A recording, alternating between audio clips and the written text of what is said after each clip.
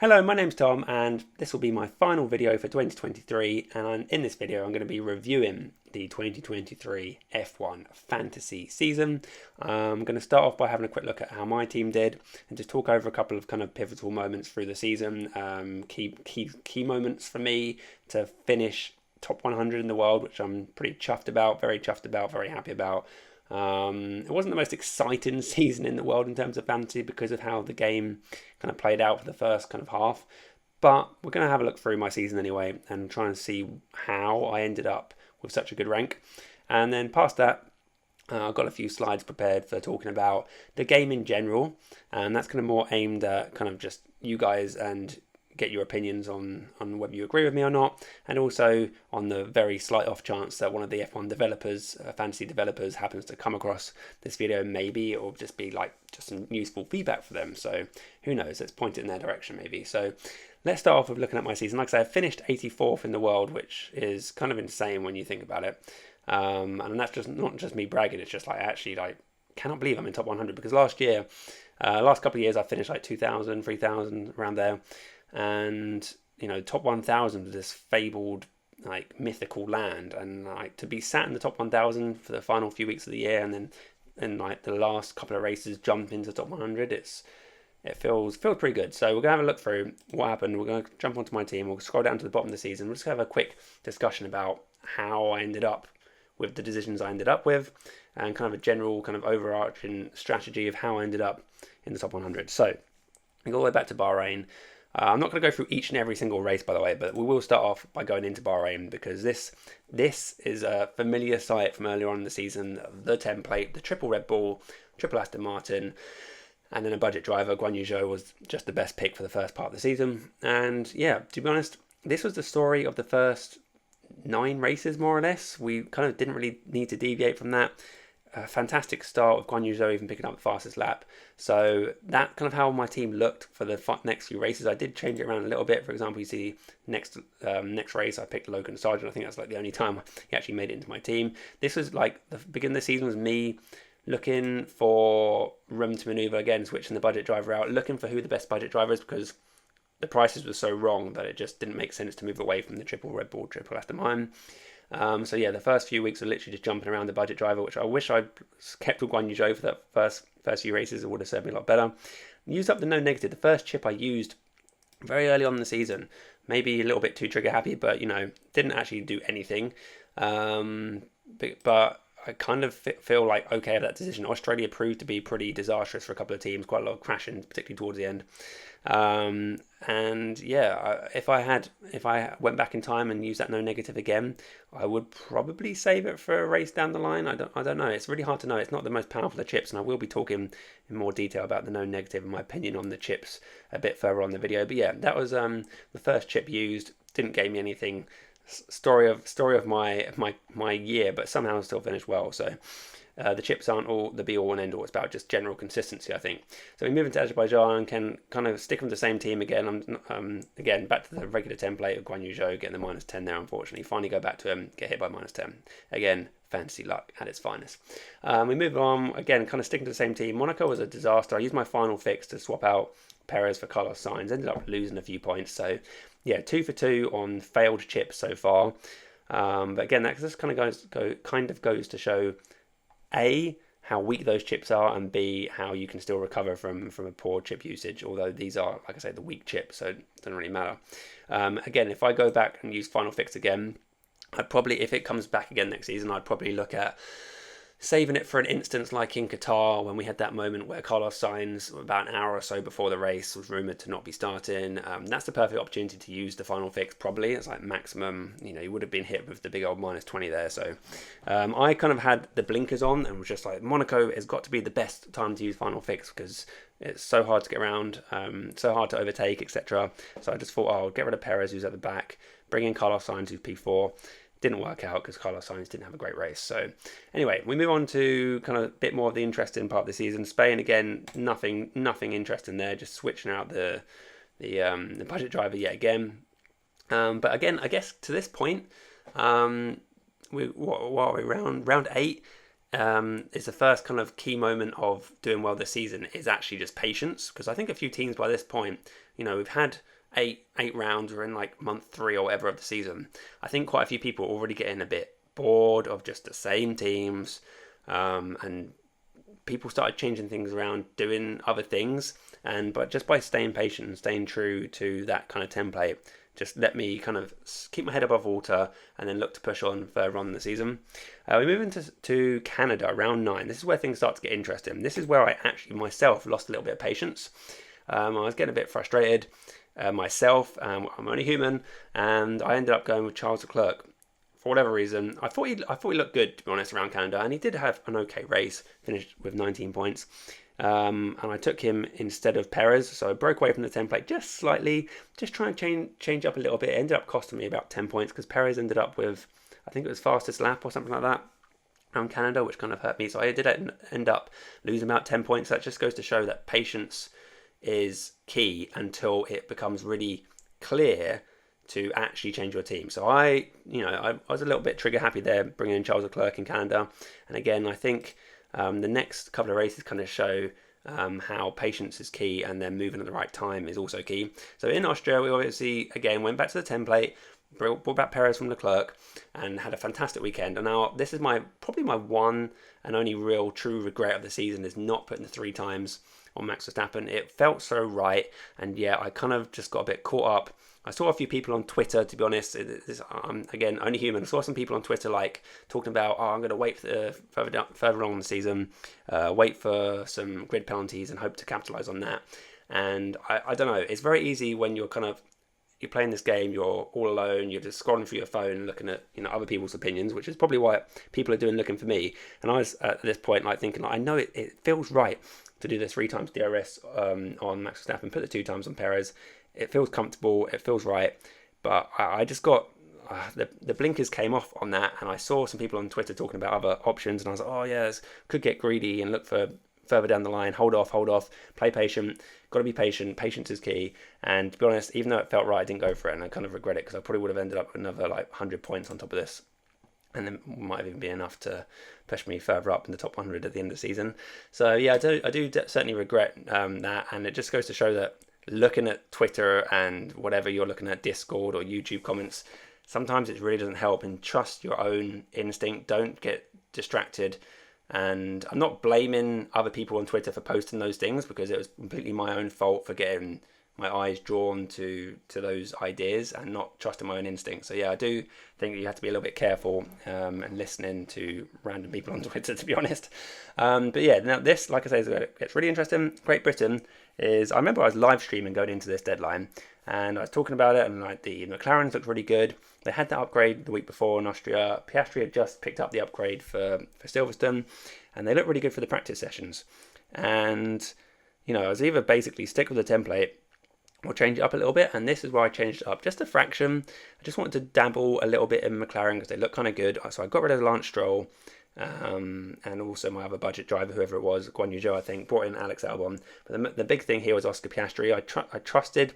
Took a little bit of a punt, I guess, but it wasn't really a punt because they looked so good in practice sessions. And just dipped my toes in the McLaren waters. And Piastri scored 20 points. I think Stroll, if I remember correctly, scored 2 points this season. So this kind of goes to show that breaking the template at the right moment is key, because not only did Piastri outscore Stroll quite heavily this race, but he also jumped up $1 million in price.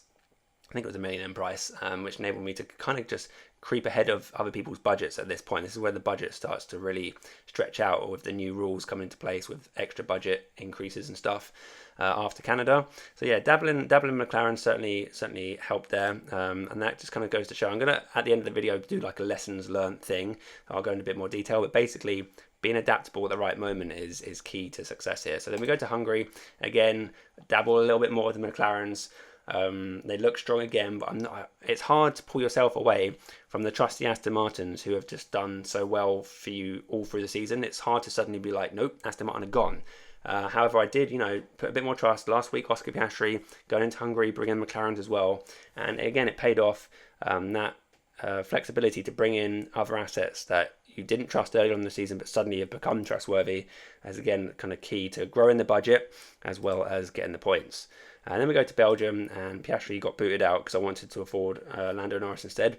I just thought Lando Norris looked like the better option. He'd had a couple of really good races, several really good races in a row, and just kind of in general, I trusted him more.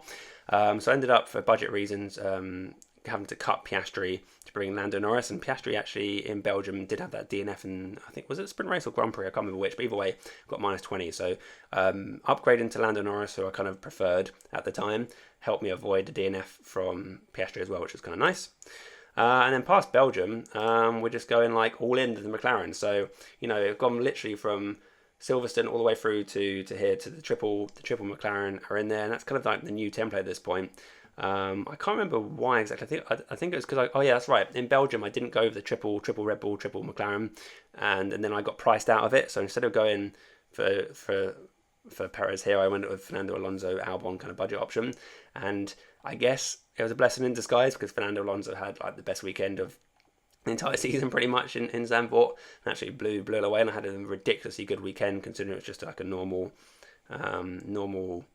weekend, not being a sprint weekend or whatever. So maybe an element of luck there, getting priced out. The budget isn't the be all and end all. It forced me kind of into picking Fernando Alonso over someone like Perez, and yeah, it paid off. So maybe a little bit of luck playing its part there. And now this is where it gets really, really juicy.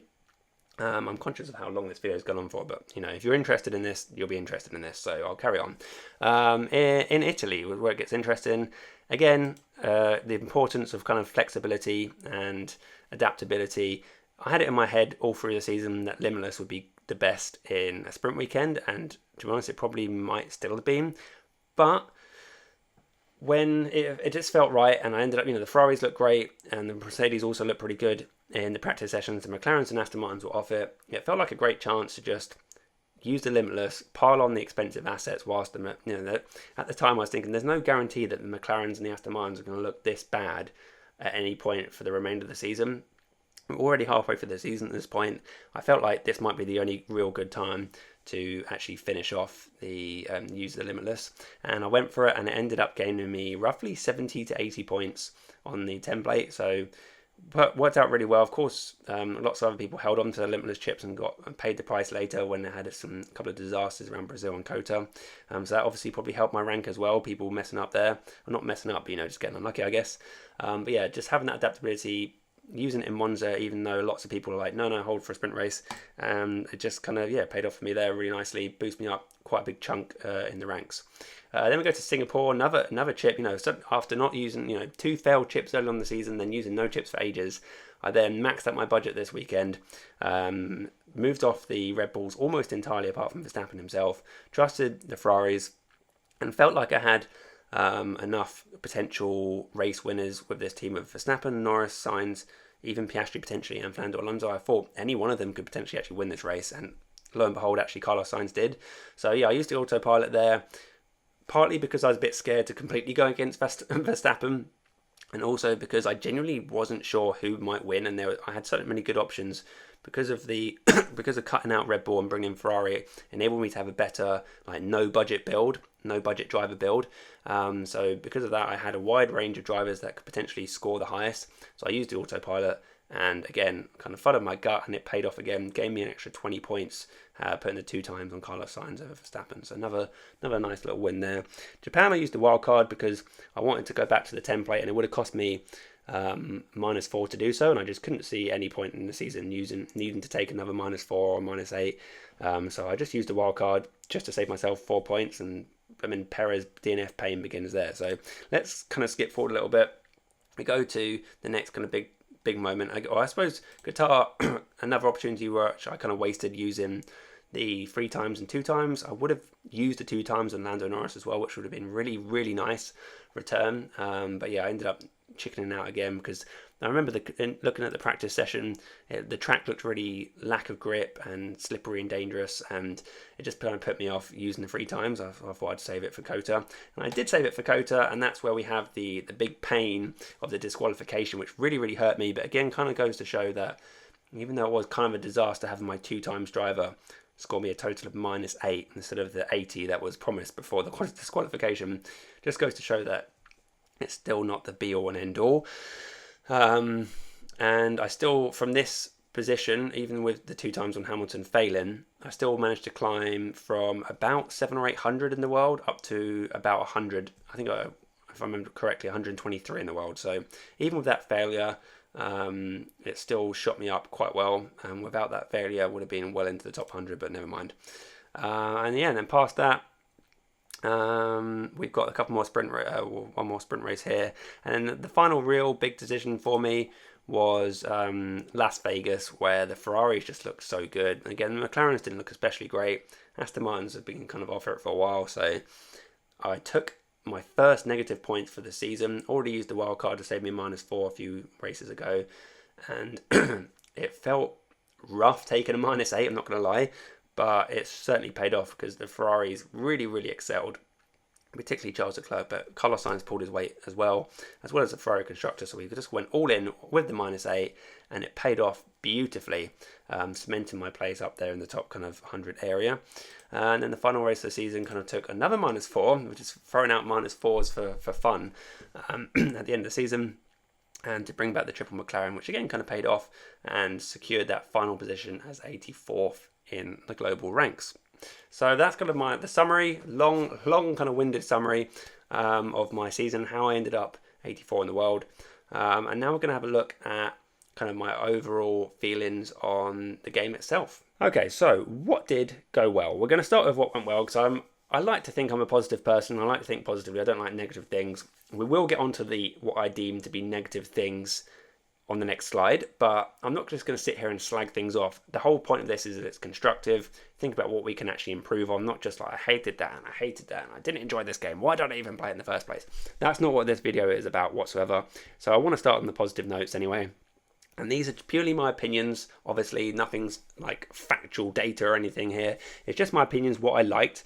Even just, I'm sure people will disagree, or people will think I've missed stuff off. But anyway, we'll look at what went well. And I quite like the price changes after Canada. Beforehand, because the price changes were kind of messed up at the beginning of the season, they only changed the prices by like 0.1 or 0.2 when people had a good race, and it was just so insignificant in the grand scheme of things that it stuck everyone to the template right really badly.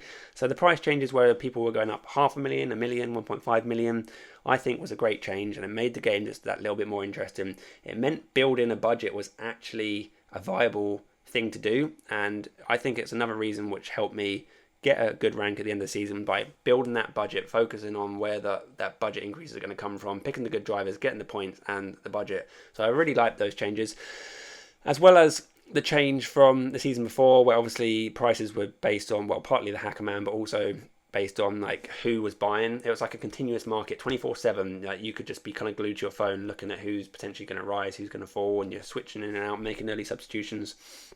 And that for me was a little bit too much. As much as I love playing fantasy games, I don't want to have to be glued to my phone because I think I'm going to lose out 0.1 in value on a driver or something. I don't know. Just looking back, I didn't really like the idea of doing that. So I'm really pleased that, you lock in your team, and then whatever happens across the weekend happens, and then you get your budget at the end of it and done. I really like that change personally.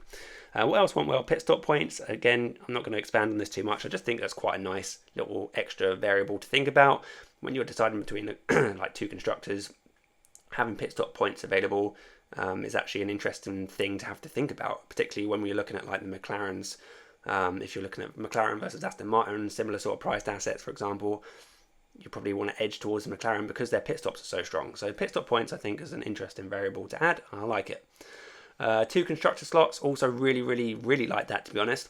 The season before, the previous season, we just had that 1 constructor, and because the constructor slot is so powerful, you basically just sit on Red Bull, and that was it for the season, more or less.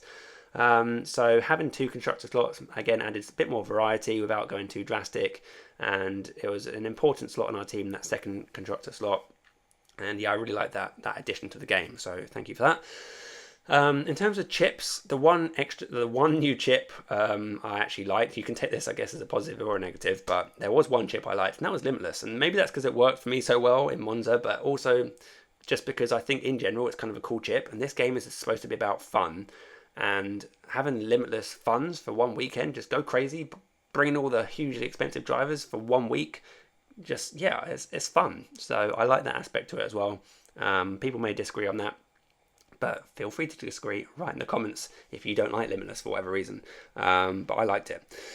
And then the last couple of points, the app, obviously, or introducing Fantasy into the F1 app, just integrating it in there, making it visible, increasing exposure, getting more people involved in the game. You got Laura Winter talking about F1 Fantasy on F1 TV each weekend, the weekend warm-up, she was always referencing it, which is great. I really liked the whole thing of just making it a bit more visible and talking about it, and the F1 official Twitter account, just talking about it a little bit, putting posts out, have you selected your fantasy team this week, and it's just, I think it's good for the game to have that exposure. So in general, those are kind of what I liked about this year's game, which you might be thinking, oh my god, Tom didn't like very much, why did he actually play it all year? Well, let's have a look at what we can improve on, and then maybe we'll work that out later. So what can we improve? These are all the things that I effectively didn't like, or what could be improved, basically. I'm not saying everything here needs to be like completely changed around, but if I had to pick one or two things from here, I've put them on the first couple of bullet points. I'd say the most important things for me are the DNF minus 20, as well as the initial pricing. These are things I did not like.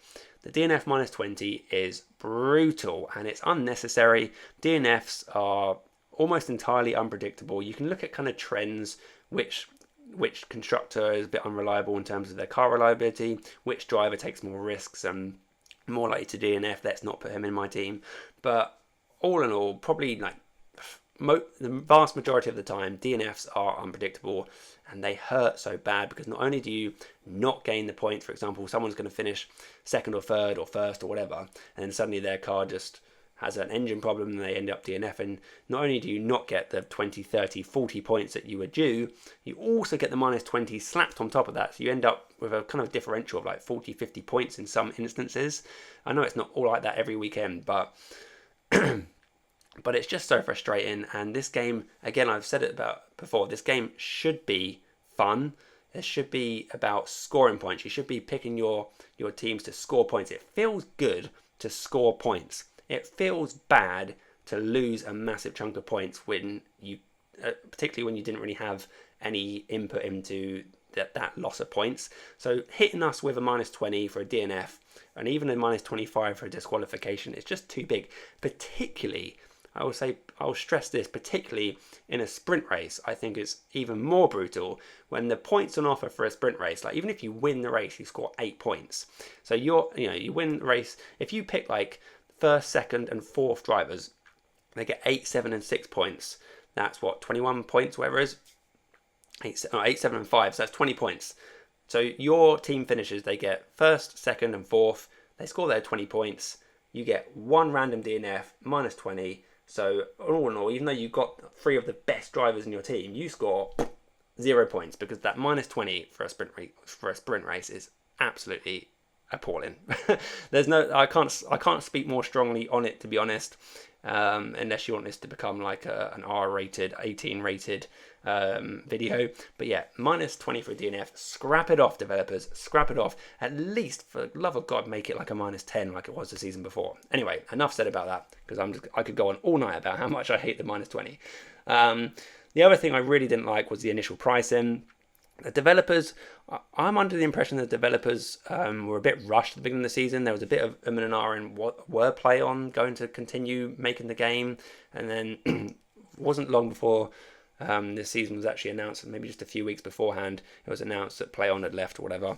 I just wonder if there was a bit of a rush and a bit of lack of manpower at F1 Fantasy headquarters when they were looking at the initial pricing, because it was so obvious that Aston Martin was strong in pre-season testing, and the pricing came out after pre-season testing. So to get it to underprice not only the Aston Martins, but also I'd argue the Red Bulls so massively, and enabling us to triple up on Red Bulls and Aston Martin, just meant variety across the teams was almost nothing. And we need some amount of variety in our teams to actually make it interesting. Like towards the end of the season, it got interesting, but that's purely because McLaren's actually developed their car, became stronger, and gave us some options. But it shouldn't be up to the teams themselves to give us those options. It should be up to the game developers to price people appropriately. So yeah, the initial pricing I really hope is better next year. I'm going to whiz through the next few because I feel like I'm going to be talking through the night otherwise. Driver of the day, I'm quite happy if they scrap that offer, at least reduce it from a -10 to from a +10 to like a +5 or something. It's purely like fan based, like people loving Lando Norris, just giving him driver of the day when it's not always appropriate in my opinion. And then +10 is just too much for considering the actual points on offer on a given week are pretty insignificant. It's hard for drivers just to score points in general, particularly like budget drivers. So getting driver of the day like a +10 is it's too much of a differential for, again, kind of a luck based point scoring system. Don't like it. The autopilot, final fiction, no negative. They're all pretty naff chips. Autopilot felt like a chip to use when you basically didn't know what to do. It's like I mentioned earlier in like the Singapore. I was a bit unsure. That rhymes. I was a bit unsure in Singapore. So did I go with Sainz? Did I go with Verstappen? Etc. Wasn't sure, so I just pressed the button on autopilot and it kind of bailed me out of it, I guess. But I don't like it. It's just a bit like meh, and I think a lot of the time it's going to get you 0 points. And again, chips are kind of there to get you points, right? And too many of these chips are just rubbish. Final fix, similarly, just kind of rubbish, unexciting, and no negative. It's kind of frustrating. They worded it weirdly. We weren't even sure exactly how it'd work. Ultimately, it just meant that the final score wouldn't dip below 0. But I'd much rather it meant like it was impossible to score negative points. For example, if your driver just dropped back a few positions, they wouldn't score like -3 for positions lost. It doesn't have to go below 0 for the final thing. I think no negative should mean absolutely no negative. You cannot like lose positions. You cannot lose points for DNF, etc. I think that would be better, or just scrap it off because it's not a good chip. Boring. Unlimited overtake points, again, it's just a pretty naff scoring system. I'm not a fan of it. There was too much focus on the overtake points for budget drivers in particular. Literally, the way budget drivers could score was literally just overtake points and positions gained. And unlimited overtake points also benefited drivers such as Sergio Perez through the season, when they kind of rewarded him for qualifying badly. And I don't really like it, to be honest. I'd much rather, if a driver in a Red Bull who's got the fastest car qualifies, goes out in Q2 or whatever, he shouldn't therefore be rewarded in terms of fantasy by then pushing through and getting overtakes and positions gained. I just don't like it. I don't like the unlimited overtake points. They could change it. They could limit how many are allowed per race, or they can make it like every 2 overtakes are worth a point or something. They can just change it or get rid of it. Didn't like it. Brings me on to the next point, which is the budget guys suffering. Oh my god, I just realised a massive typo, but maybe it's because the budget guys suffered so much that I had to write it twice. The budget guys suffering. I've just seen it at the top and the bottom of my screen there. You've probably been tapping on your screen thinking like, why has he got it on there twice? But it's because they suffered so much, so we're going to put it on there twice, like I say. The budget guys literally, as I've just mentioned, could only score via points points gained from positions gained and overtakes, and so a lot of the time they were coming away with like 1 or 2 points, and it's just like, what the hell are they doing? And they get a random DNF, and suddenly, poor old Logan Sargent was sat on like -50 points of the season with about 3 races to go. So the budget guys, it's just, you were basically picking a budget guy to avoid a DNF. Like, who's the least likely to DNF, we'll pick him. And I just didn't like that aspect. I'd much rather bring back, as you can see in my other point there, like teammate points at least, or like points available for getting into Q2 or whatever, or Q3 for individual drivers, just to boost up those budget driver slots and reward them a little bit better. There's got to be a better way to get them some points. Streaks, lack of streaks. Streaks were a really nice aspect, I think, of the game before 2023, and they just left them out of the game in 2023. And I think, again, it adds a little bit of a variable and something else to think about, something to build your teams towards and maybe potentially around even. I like the streaks, for example, your driver qualifies in the top, it gets to Q3, 5 races in a row, he gets a little streak, little bonus point for achieving that, and I think that's great. Adds some variety and some more food for thought for us managers. Teammate points are kind of already touched on, just more opportunities and more of a dynamic, bit more, just more decision making, so it's not just all focused on basically where that driver's going to finish or overtake some positions gained, because that's basically all the points that are on offer. Also, the 2 times DRS just on Max Verstappen, having no limit on it, and it just makes it not even worth a thing. Basically, it didn't even require any thought for 95% of the season, more or less. Max Verstappen was just going to dominate the season, and just not putting a limit like 20 million max like previously was a mistake in my opinion. Or even make it so like you can't pick the same DRS driver 2 weeks in a row or something. Then that requires some like forward planning. Or do I want Max Verstappen? If I DRS him this week, that means I can't DRS him next week. But next week looks really appetizing for the Red Bull, so maybe we'll do that. So there are ways around it, but I just think just letting us put the 2 times on Max Verstappen every week is just boring. And then finally, transfer cost of -4 is too cheap. Like the season before, I think it was -10, and that was maybe a bit too steep.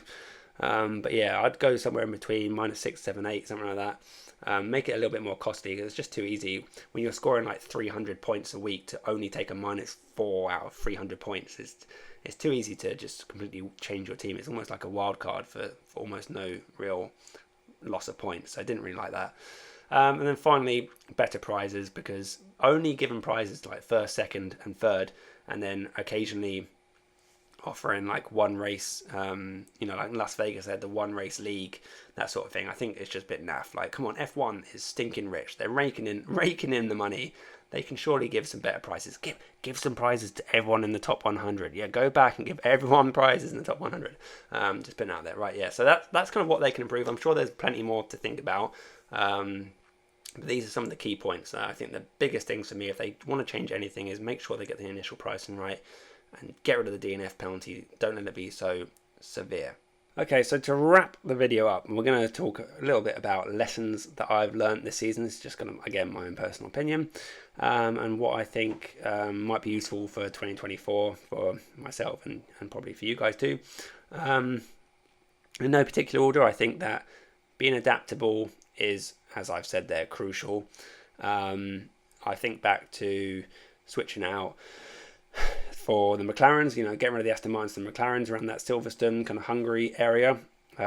Certainly important in terms of gaining budget, gaining points. Make that change quickly. Pay close attention to practice sessions and make the changes.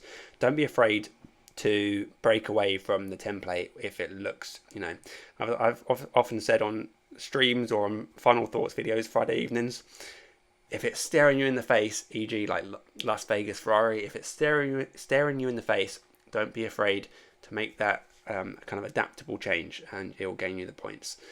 Next point would be flexibility on chips. Again, this could be maybe results orientated thinking, how it paid off for me in Monza, but I just think that being flexible and using your chips when they just feel right.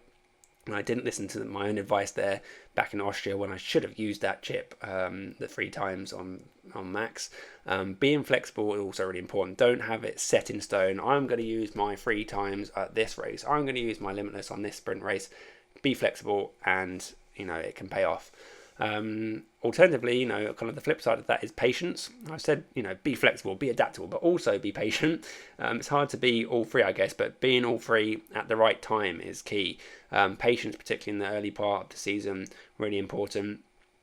Patience at the end of the season, actually, would have paid off for like Perez owners, because I kind of got fed up and didn't have him for the final 3 races, but he actually did really well in the final 3 races. So maybe if I could have been a bit more patient, but I just took too many -20s from him that I ended up kicking him off the team for good. But yeah, patience is good, like I say, particularly for the first part of the season, for example. The constructors, I think, are probably the most crucial slots. You want to get like the best constructor in there, kind of pretty much regardless of price, because they effectively scored double the points of everyone else. Red Bull were pretty much averaging about 90 points a race, whereas Verstappen was averaging like 40 odd points a race, which is still great. But for the same sort of price, you can get a ridiculous constructor. So why not focus on the constructors and then fill in the other slots kind of past that. And then the final couple of points, I guess this sort of penultimate point, content with decision making, is more of a kind of a mental health thing, and I do think that it's important to be conscious of your mental health, because it's very, very easy to get really down in the dumps when it doesn't go well, because fantasy is all about gambling. Effectively, it's about predicting based on limited information and making those predictions whilst also having kind of this variable move-in budget to work with. And when it doesn't go well, you want to be able to go back pre-deadline, think back to pre-deadline and think, I don't want to have to regret anything. I want to make sure that I'm happy with my decision. And that's something I've learned to, previously in previous seasons, I would actually get really down the dumps. I would actually be like in a bad mood for at least a day or two, or maybe the rest of the week when I've had a bad fantasy weekend. And that's not how you want to live your life. So make sure you're content with your decision making. Going into the deadline, before you lock in your team, just think, in a day or two's time, regardless of result, can I look back at this moment and be happy with my decision? And I've made sure that this season the answer to that is yes. And I guess some of that's come about from the fact that I messed up on the 3 times DRS back in Austria, and I look back at that with regret. And I think from that point I was like, I do not want to ever regret a decision again. I want to be happy with that decision. So I guess it's kind of good in terms of mental health, as well as just having a good team and getting the points in as well. So be content with that final decision. And then finally, budget importance. And now this is, I think the budget is very important, but it's not always crucial. It does help you, particularly towards the end of the season. You can afford slightly better teams, slightly better drivers, but it doesn't always pay off. Sometimes the big budget guys don't always cough up the points. But in general, having a bigger budget means bigger points in general. So being able to sort of focus on where to build that budget is certainly an important aspect. So it'll be interesting to see how, if they change the budget building experience or mechanics in 2024, and how quickly we can adapt to that as fantasy managers will be kind of important. So those are my lessons learned for the 2023 season. And that kind of sums up my entire thoughts. It has been a bit of a long video, I apologise, but it's just an end of season review. There's a lot to talk about, so I'm sure I've missed out a few bits and pieces, but I'd be interested to know what your thoughts and feelings are to wrap up the season. And if you agree with stuff I've said, then by all means try and point this video in the direction of the F1 fantasy developers, because it'd be quite useful. I'm sure they're looking out for feedback, I'm sure, right? Hopefully. I mean, that's what most people just in general day-to-day life do, that that you get feedback, positive, negative, whatever it is. But as long as it's kind of constructive criticism, which I hope this video has been, then hopefully it'll be useful, and maybe they can make some improvements based on it. So who knows? Anyway, I'll just finish off by saying thank you very much for listening to me yet again. 2 years now I've been doing this YouTube malarkey, and I'm not going to lie, it has been challenging at times, particularly with two young daughters in the house, dog to walk every day. Just working full time. It's certainly taken its toll on me, and I'm ready for a good solid break here through Christmas and beyond. But I have also enjoyed it, and I want to thank everyone for tuning in, watching my videos, liking, commenting, subscribing, interacting with me in the comments and on Twitter. Thank you very much. I hope you enjoyed it, and I'm really pleased and proud to have literally made at least one video for each race this season. And like I said, it's not been easy at times, but I have still enjoyed it, and you guys kind of make it worth it at the end of the season. So thank you very much for listening to me, and I hope you'll have a great end to your 2023. Have a great December. Have a great Christmas if you're celebrating. And catch you in 2024. So thanks very much, and I'll see you later. Peace.